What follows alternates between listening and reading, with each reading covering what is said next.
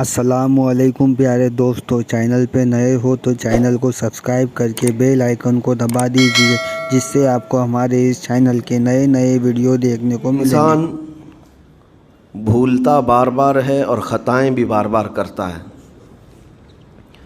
خطا کرنے والا اور بھول جانے والا اللہ کی بارگاہ میں ایسا نہیں ہے کہ وہ ہمیشہ کے لیے ناکارہ ہے، بلکہ اللہ تعالیٰ نے اسے زندگی میں بار بار موقع دیے ہیں کہ تو اپنی خطاؤں سے اور اپنی بھول سے پھر سے دوبارہ اپنی اچھی زندگی میں آ جا، اور اسی کو ہم توبہ کہتے ہیں۔ توبہ کا جو آپشن رکھا گیا ہے انسانوں کے لیے، مسلمانوں کے لیے خاص طور پر، بہت ہمت والا ہے دروازہ ہے، بہت ہمت والا دروازہ ہے۔ اور اسی وجہ سے حدیث پاک میں یہ ہے کہ گناہ کرتا ہے بندہ، پھر توبہ کرتا ہے، پھر گناہ کرتا ہے، پھر توبہ کرتا ہے، یہ کرتا رہتا ہے۔ فرشتے اللہ کی بارگاہ میں عرض کرتے ہیں کہ مولا یہ تو بار بار وہی کرتا ہے، پھر توبہ کرتا ہے۔ اگر ہمارے ساتھ کوئی غلطی ایک بار دو بار کر دے، تیسری بار تو ہم اسے چھوڑیں گے بھی نہیں۔ انسانوں کی طبیعت تو یہی ہے۔ لیکن بندہ جب بار بار ایک خطا کرتا ہے اور پھر توبہ کرتا ہے، پھر خطا پھر توبہ، تو فرشتے جب اللہ کی بارگاہ میں یہ عرض کرتے ہیں کہ یہ مولا یہ ہر بار یہی کرتا ہے، تو جانتے ہیں پروردگار عالم کیا فرماتا ہے؟ ارشاد فرماتا ہے، اے میرے فرشتوں، میرا بندہ مجھے رحمان سمجھتا ہے، اس لیے بار بار توبہ کرتا ہے۔ مجھے وہ ارحم الراحمین سمجھتا ہے، ورنہ کون بار بار اللہ تبارک و تعالیٰ کی بارگاہ میں دروازہ کھٹکھٹاتا؟ تو رب تبارک و تعالیٰ ارحم الراحمین ہے، یہ تصور ہر مسلمان کے ذہن میں ہے، اس کی وجہ سے وہ کبھی مایوس نہیں ہوتا۔ اور شیطان کا سب سے بڑا حربہ کیا ہے جانتے ہیں آپ؟ سب سے بڑا بہکانے کا اور گمراہ کرنے کا اور ہمیشہ گناہوں میں ملوث رکھنے کا سب سے بڑا آلہ، کہ بندے کو سب سے پہلے نا امید کرتا ہے، اب تیرا کیا ہوگا، تو تو بہت برباد ہو چکا ہے۔ یہ جو خیال شیطان ڈالتا ہے دل میں، اس کے بعد پھر وہ بندہ جری ہو جاتا ہے، اب میرے توبہ سے بھی کچھ ہونے والا نہیں ہے، جو جس طرح زندگی چل رہی چلنے دو۔ ارے 50 سال ہو گئے اب تک میں یہی کرتا رہا، اب کیا سدھروں؟ یہ جو خیالات ہے یہ شیطان ڈالتا ہے تاکہ اس کی کفر پر موت ہو جائے، تاکہ وہ ہمیشہ گناہوں کی موت مرے۔ نا امیدی جو ڈالتا ہے شیطان، اب میرے ساتھ کچھ ہونا نہیں ہے۔ نہیں میرے عزیزو، رحمت عالم صلی اللہ تعالیٰ علیہ وسلم کی بارگاہ میں کیسے کیسے لوگ آئے اور ارحم الراحمین نے ان کی توبہ قبول کی۔ آپ کو ایک بات میں بتاؤں، سیدنا عمر ابن خطاب رضی اللہ تعالیٰ عنہ کا دور ہے۔ مثنوی شریف میں مولانا روم فرماتے ہیں، جنت البقیع آپ نے سنا ہوگا، قبرستان مدینے کا، مدینے کے قبرستان میں رات کے وقت ایک بوڑھا آدمی 80 سال کا جو بانسری بجاتا تھا اور اسی سے پیسہ کماتا تھا، اس کی بانسری میں بڑی اچھی لے تھی، بڑی سر اچھی تھی، لوگ سنتے تھے اور پیسے دیتے تھے۔ لیکن بڑھاپے میں جب سانس پھولنے لگ جاتی ہے، ہانپنے لگ جاتا ہے، سانس نہیں ٹھہرتی، تو بانسری کیسے بجتی؟ اس کی لے ٹوٹ جاتی، لہجے بدل جاتے۔ بوڑھا آدمی، اب اس کی بانسری سننے کو کوئی آتا نہیں تھا اور پیسے ملتے نہیں تھے، تھک ہار کر کے وہ آیا۔ رات کا وقت تھا، جنت البقیع قبرستان میں، 80 سال کی عمر کا ہو گیا ہے۔ اس نے بانسری توڑ دی، کہا زندگی بھر جس چیز سے میں کماتا تھا، اب میری سانسوں نے جواب دے دیا، جسم پھولنے لگا ہے، سانس زیادہ آنے لگ گئی ہے، اب میرا کھانا پینا کیسا چلے گا؟ خیر ارحم الراحمین، ہوں تو تیرا ہی بندہ، میرے اہل و عیال نہیں، میرے رشتہ دار نہیں، مجھے اگر تو بھوکا مارنا ہے تو اسی قبرستان میں مار دے، یا اگر میری زندگی باقی ہے تو میرے رزق کا انتظام کر دے۔ وہ رو رہا تھا 80 سال کی عمر میں۔ جب بندہ لاچار و مجبور ہوتا ہے تو پروردگار کو ہی یاد کرتا ہے۔ جانتے ہیں عمر ابن خطاب رضی اللہ تعالیٰ عنہ امیر المومنین مسجد نبوی میں تھے اور ان کی آنکھ لگی تھی، خواب میں رسول پاک صلی اللہ تعالیٰ علیہ وسلم تشریف لائے، کہا عمر اللہ کا حکم ہے जन्नतुल बकी में जाओ, एक भूखा आदमी खड़ा है, अपने घर से खाना ले जाओ और उसकी ज़रूरत का इंतज़ाम करो। नींद खुली तो आपने देखा अल्लाह के हबीब सल्लल्लाहु अलैहि वसल्लम की तरफ से हुक्म आया और रब्बे जुल जलाल का हुक्म है। घर से उम्दा खाना लिया, तोशादान लेकर के, कुछ माल व मता भी लेकर कब्रस्तान में गए, ढूंढा कौन है यहाँ पर, तो देखा कि एक हाँफता काँपता हुआ 80 साल का बूढ़ा रोता हुआ नज़र आया। अमीरुल मोमिनीन अपने हाथ में तोशादान लेकर उसके करीब गए, कहा तू भूखा है? कहा हाँ भूखा हूँ। बैठ चल मैं तुझे खिलाता हूँ। दस्तरखान बिछाकर उसे अपने हाथों से खिलाया और उसे अपनी ज़रूरत के मुताबिक जो ज़रूरियात थीं उसकी ज़रूरत के मुताबिक वो सारी चीज़ें दी। वो बूढ़ा पूछता है आप कौन हैं? हज़रत उमर फ़ारूक ने कहा मैं उमर इब्न ख़त्ताब हूँ। वो डर गया। हज़रत उमर से कौन नहीं डरता था कि कहीं ये खिला पिला करके मुझे कोड़े ना मारें कि ज़िंदगी भर बांसुरी बजाने वाला आज पकड़ा गया है, हाँ आज मुझे ये सज़ा ना दे दे। वो कांपने लगा। कहा कि आप यहाँ कैसे? हज़रत अमीरुल मोमिनीन कहते हैं मैं ख़ुद नहीं आया, मुझे अल्लाह के रसूल ने भेजा और रब तबारक व तआला का हुक्म आया था कि तू भूखा है और तूने रिस्क मांगा है और मुझे तेरे रिस्क दे करके भेजा गया है। वो चीख मार करके गिर पड़ा ज़मीन पर और रोने लगा, अपने हाथ फैलाकर कहा सच फरमाया मौला तू अरहमुर राहिमीन है। 80 साल तुझसे दूर भागता रहा, एक बार क्या तुझे मैंने पुकारा, तूने वक्त के अमीरुल मोमिनीन को खाना देकर भेज दिया। अल्लाह रब्बुल इज़्ज़त की बारगाह में नाउम्मीदी और मायूसी जो शैतान लाता है, इससे बंदे भटक जाते हैं, बहक जाते हैं, उन्हें तौबा की तौफीक भी नहीं मिलती। इसीलिए मेरा मौला फरमाता अना इंद ज़न्नी अब्दी बी, रब ताला फरमाता मेरा बंदा मेरे बारे में जैसा गुमान करता है मैं उसके साथ वैसा सुलूक करता हूँ। तुम क्या गुमान करते हो? वो सख्त पकड़ करेगा, अभी मार डालेगा। वो गफ़ार है, कहार है, जब्बार है, लेकिन साथ में वो सत्तार भी है, वो रहमान भी है, रहीम भी है।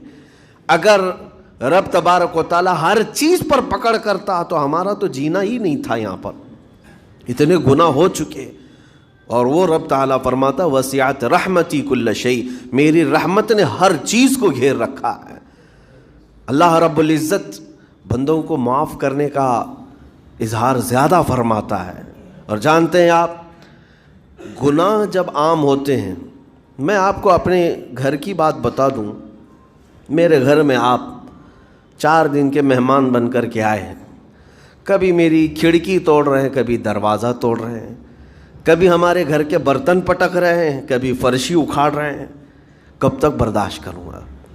आपको निकाल कर बाहर कर देंगे, मेहमान नहीं, ये बला हो गई है, घर सारा उजाड़ रहा है।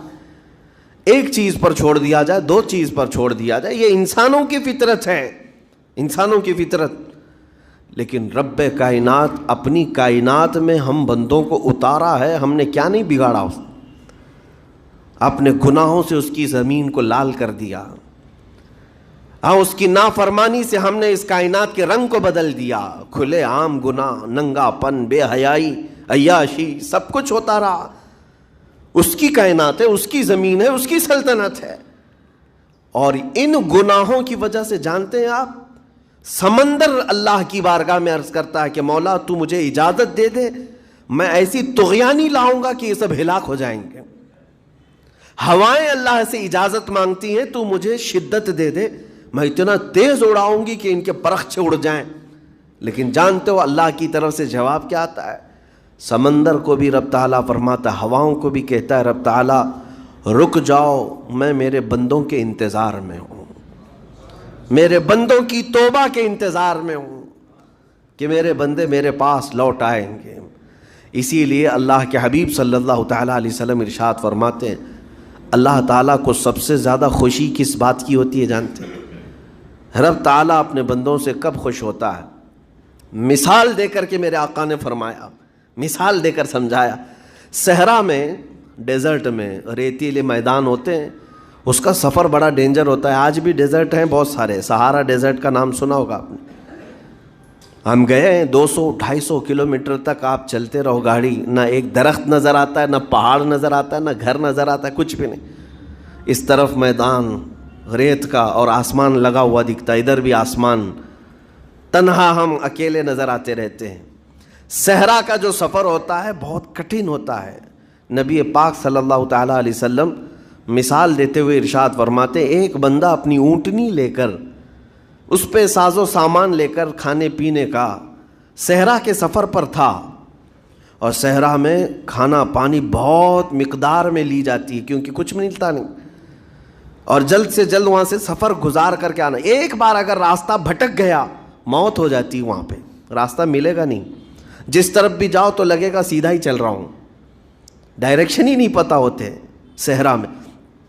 حضور پاک صلی اللہ علیہ وسلم فرماتے ہیں ایک بندہ صحرا کے سفر میں اپنی اونٹنی کے ساتھ ساز و سامان لے کر سفر پر تھا. بیچ راستے میں اسے نیند آئی، سویا. سو کر کے اٹھا تو دیکھا اس کی اونٹنی ساز و سامان کے ساتھ غائب ہے، صحرا میں، بیچ صحرا میں. اب جو سواری تھی وہ غائب ہے، کھانا پانی تھا وہ غائب ہے، کچھ نہیں ہے ساتھ میں. گھبرا گیا، پریشان ہوا، اپنی اونٹنی کو ڈھونڈتا ڈھونڈتا تھک گیا. کبھی ادھر کبھی ادھر، کبھی ادھر کبھی ادھر، ہر جگہ کہیں کوئی نشان نظر نہ آئے. اور جب سواری نہیں ہے تو اب کئی 100 کلومیٹر کا بغیر کھانے پینے کے کیسے سفر کرتا. تھک ہار کر کے دوسرا دن ہو کہ تیسرا دن ہو، ایک جگہ وہ بندہ سو گیا. پھر سے سو گیا، اب راستہ بھی نہیں ملتا. سویا تو نیند سے اٹھا جب تو دیکھا اس کی اونٹنی بھی موجود ہے، اس کا ساز و سامان بھی ہے. یہ مثال ہے، یہ مثال ہے. میرے آقا صلی اللہ علیہ وسلم صحابہ سے اب پوچھتے ہیں، اے میرے صحابہ بتاؤ اس بندے کو جو صحرا میں گمشدہ اونٹنی جس کی مل جائے اسے خوشی کتنی ہوگی؟ صحابہ کہتے ہیں یا رسول اللہ اس کی تو جان میں جان آ گئی ہوگی، کیونکہ وہ جانتے تھے صحرا کا سفر کیا ہوتا ہے. کہا سب سے زیادہ اسے خوشی ہوگی کہ اس کا کھویا ہوا سامان مل گیا، کھوئی ہوئی سواری مل گئی. میرے آقا صلی اللہ علیہ وسلم فرماتے ہیں گم شدہ اونٹنی کے ملنے پر جیسے اس مسافر کو خوشی ہوئی، اس سے کئی زیادہ بڑھ کر کے رب تعالیٰ کو اس وقت خوشی ہوتی ہے جب ایک گنہگار بندہ واپس توبہ کر کے اس کی بارگاہ میں آتا ہے. رب تعالیٰ کی بارگاہ میں جب بندہ پلٹ کر کے آتا ہے، رب تعالیٰ فرشتوں پر اس بندے کو دکھا کر رشک کرتا ہے. ارشاد فرماتا ہے میرا بندہ میرے پاس آ گیا، میرا بندہ میرے پاس آ گیا ہے. میں نے قرآن پاک کی وہی آیت تلاوت کی ہے جس میں اللہ تعالیٰ فرماتا ہے والذین اذا فعلوا فاحشۃ او ظلموا انفسهم ذکروا اللہ فاستغفروا لذنوبہم. یہ چوتھے پارے کی آیت ہے. اللہ تعالیٰ فرماتا ہے وہ لوگ جنہوں نے برائی کر لی یا اپنی جان پر ظلم کیا یعنی گناہ کیا، پھر اللہ کو یاد کر لیا اور توبہ کر لیا. اللہ فرماتا ہے وَمَن يَغْفِرُ الذُّنُوبَ إِلَّا اللَّهُ. تو بتاؤ لوگو اللہ کے علاوہ کون ہے بخشنے والا؟ لیکن شرط رب تعالیٰ یہ فرماتا وَلَمْ يُصِرُّوا عَلَى مَا فَعَلُوا وَهُمْ يَعْلَمُونَ. لیکن ایک بات ہے کہ وہ جس چیز سے توبہ کر کے آ رہے ہیں اس پر پھر مزید اصرار کر کے جمے نہ رہیں، چھوڑ دیں ایک بار، جان بوجھ کر کے پھر اس چیز پر نہ لگے رہیں. یہ آیت کب نازل ہوئی تھی میں آپ کو بتاؤں. 2 صحابہ تھے، دونوں گہرے دوست تھے، بہت ہی گہرے دوست، مدینے کے رہنے والے. اس میں سے ایک صحابی تجارت کے لیے جا رہے تھے اور ان کے گھر بار میں ان کی بیوی تھی بس اور کچھ نہیں. تو اپنے دوست سے کہا کہ میں جا رہا ہوں، مجھے آنے میں تاخیر ہو سکتی ہے، میرے گھر پر اگر کبھی سودا سلف لانے کی ضرورت پیش آئی تو میری بیوی کو یہ پہنچا دینا ساز و سامان. یہ کہہ کر کے وہ تجارت پہ چلے گئے. جو دوست صحابی تھے، دیکھیں صحابہ کے بہت سارے کام امت کے لیے درس ہیں، قیامت تک آنے والے مسلمانوں کے لیے وہ مشعل راہ ہیں. تو وہ جو دوست صحابی تھے سودا سلف لے کر کے گھر جایا کرتے تھے اپنے دوست کی بیوی کو پہنچانے کے لیے. ایک دن ایسا ہوا کہ شیطان نے ورغلایا اور سودا سلف سامان لے کر گھر گئے.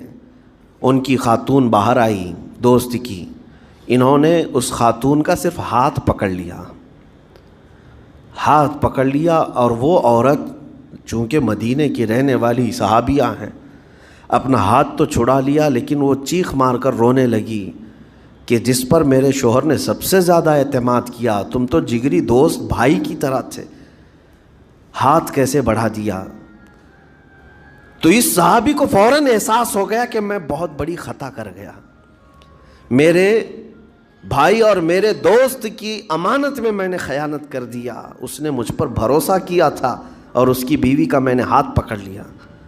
بس اتنی سی بات تھی، وہ خاتون بھی رونے لگ گئی کہ میرے ساتھ کیا ہوا، یہ صحابی بھی رونے لگ گئے، احساس فوراً ہو گیا کہ میں نے غلط کیا ہے، سودا سلف لانے کے وقت مجھ سے غلطی ہو گئی، خطا ہو گئی۔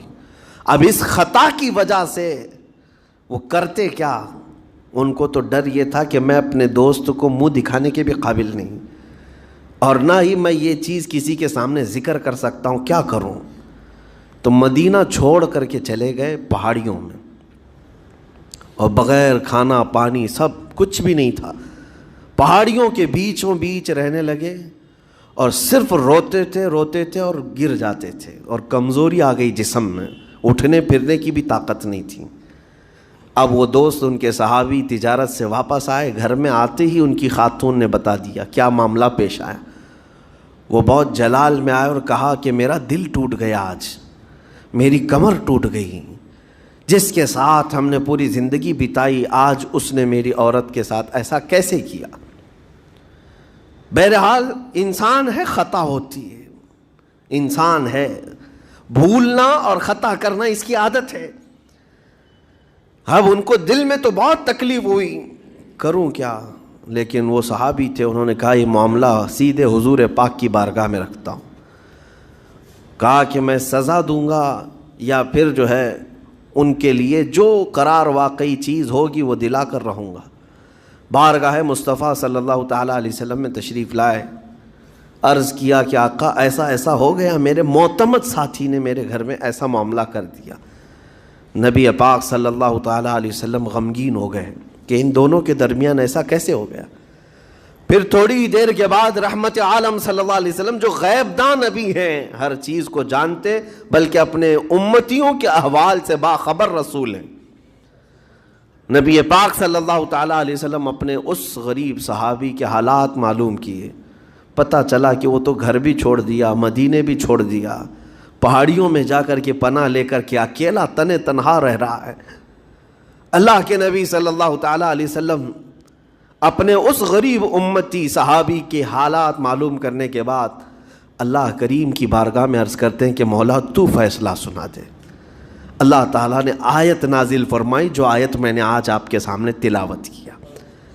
اللہ تعالیٰ فرماتا ہے وَالَّذِينَ إِذَا فَعَلُوا فَاحِشَةً أَوْ ظَلَمُوا أَنفُسَهُمْ، جن لوگوں نے گناہ کر لیا یا اپنی جان پر ظلم کیا ہے، پھر ذکروا اللہ فاستغفروا لذنوبہم، اللہ کو پھر جلدی یاد کر لیا اور توبہ کر لیا، رب تعالیٰ فرماتا وَمَن يَغْفِرُ الذُّنُوبَ إِلَّا اللَّهُ، محبوب بتاؤ اللہ کے سوا کون ہے گناہوں کی بخشش کرنے والا؟